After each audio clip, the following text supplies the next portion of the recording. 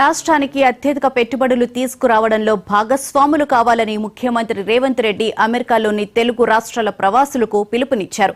న్యూజెర్సీలో ఆదివారం జరిగిన ప్రవాసుల ఆత్మీయ సమ్మేళనానికి వేలాది మంది తరలివచ్చారు. ఈ సందర్భంగా దారి పొడవునా భారీ ర్యాలీతో ముఖ్యమంత్రికి ఘన స్వాగతం పలికారు.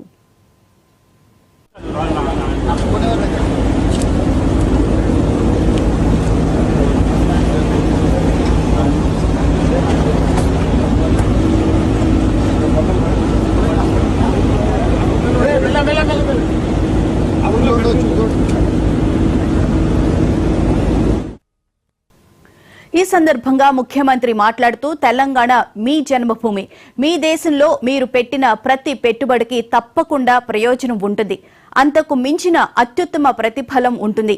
మన ప్రాంత అభివృద్ధిలో భాగస్వామ్యం పంచుకుంటే అంతకు మించిన సంతృప్తి బోనస్ గా లభిస్తుంది అని ఎన్ఆర్ఐలలో ఉత్సాహం నింపారు.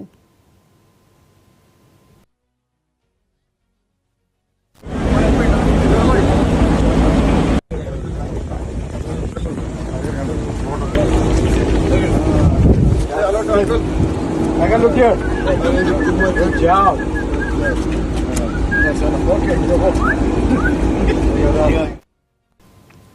గత సంవత్సరం టీపీసీసీ అధ్యక్షుని హోదాలో అమెరికాకు వచ్చాను. 10 ఏళ్ల పాటు సాగిన దుష్ట పరిపాలనకు, విధ్వంసాలకు విముక్తి పలికి కాంగ్రెస్ ప్రభుత్వం అధికారంలోకి వచ్చిన తర్వాతే మళ్లీ వస్తానని చెప్పాను.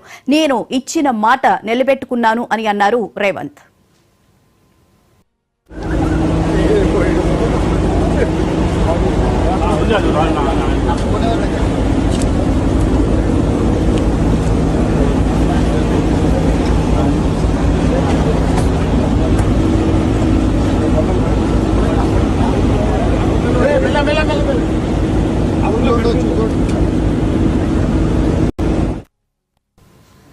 ప్రజలకు ఇచ్చిన ప్రతి హామీని తమ ప్రభుత్వం నిలబెట్టుకుంటుందని ముఖ్యమంత్రి పునరుద్ఘాటించారు.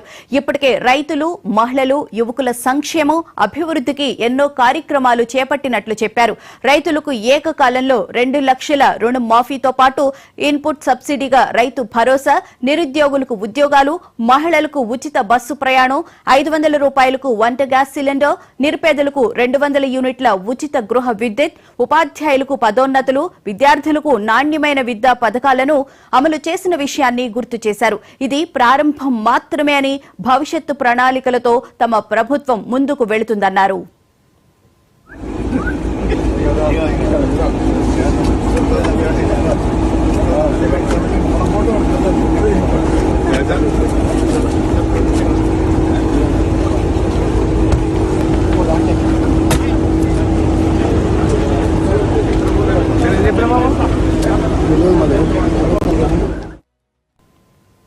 తమ పరిపాలనపై ఎలాంటి అపోహలు, ఆందోళనలకు తావులేదని, భవిష్యత్తు అవసరాలను దృష్టిలో పెట్టుకుని సమ్మిళిత ఆర్థిక వృద్ధిని వేగంగా సాధించే తమ ప్రభుత్వం కొత్త పారిశ్రామిక విధానాన్ని తీసుకువస్తుందని ముఖ్యమంత్రి స్పష్టం చేశారు. నిధుల సమీకరణతో పాటు ఎక్కువ మందికి ఉపాధి కల్పన, నైపుణ్యాల వృద్ధికి అందుబాటులో సమానమైన ప్రాధాన్యమిస్తామని చెప్పారు.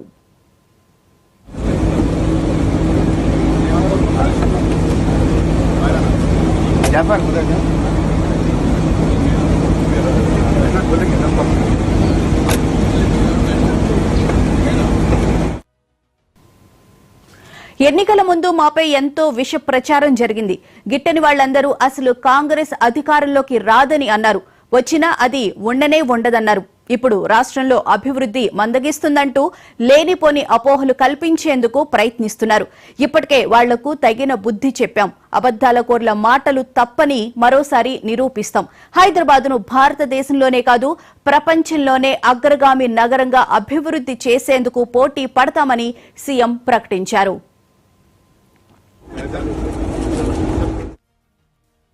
ఈరోజు అమెరికన్ ఇన్వెస్టర్స్ ఇంకొక చైనా +1 కంట్రీ కోసం ఆలోచన చేస్తారు.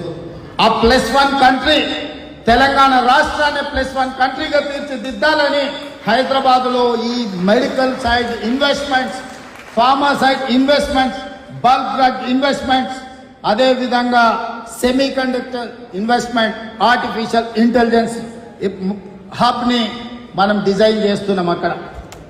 సో ఇవాళ హైదరాబాదు తెలంగాణ రాష్ట్రం భారతదేశంలో ఉన్న 29 రాష్ట్రాలలో ఒక రాష్ట్రం కింద మీరు పరిగణించకండి. చాలా మందికి ఆంధ్రప్రదేశ్తోనో బెంగళూరుతోనో తమిళనాడుతోనో తెలంగాణ హైదరాబాద్ పోటీ పడుతుందని అంటున్నారు. నేను అట్లా అనుకోవడం లేదు. నేను తెలంగాణ రాష్ట్రాన్ని ప్రపంచంతోనే పోటీ పడాలనుకుంటున్నాను.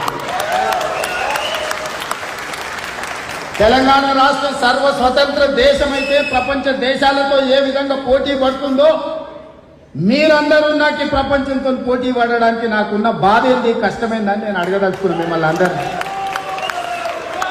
అమెరికన్ కంట్రీ ఎకానమీని, ఐటీ ఇండస్ట్రీని, ఫార్మా ఇండస్ట్రీని, ఈ రోజుల్లో ఇక్కడ రియల్ ఎస్టేట్ కూడా మన వాళ్ళే శాసించే పరిస్థితికి వచ్చిన అమెరికన్ ఎలక్షన్స్ లో ఈ రోజు ఇండియన్స్ లేని రోల్ లేదు. ప్రెసిడెంట్ ఆఫ్ అమెరికా ఎలక్షన్ జరిగితే ఇండియన్స్ గురించి మాట్లాడుతున్నారు. వైస్ ప్రెసిడెంట్ ఆఫ్ అమెరికా గురించి ఎలక్షన్ జరిగితే ఇండియన్ తెలుగు అల్లుడే పోటీ పడుతున్నాడని చెప్తున్నారు. Post president of America India వాళ్ళే పోటీ పడుతున్నప్పుడు మనం ఎందుకు ప్రపంచంతో పోటీ పడలేము? మనం ఎందుకు మన ప్రాంతం తెలంగాణను, హైదరాబాద్ నగరాన్ని మనం అభివృద్ధి చేసుకోలేమని మిమ్మల్ని అందరూ నేను అడగదలుచుకున్న మిత్రులారా. ఈరోజు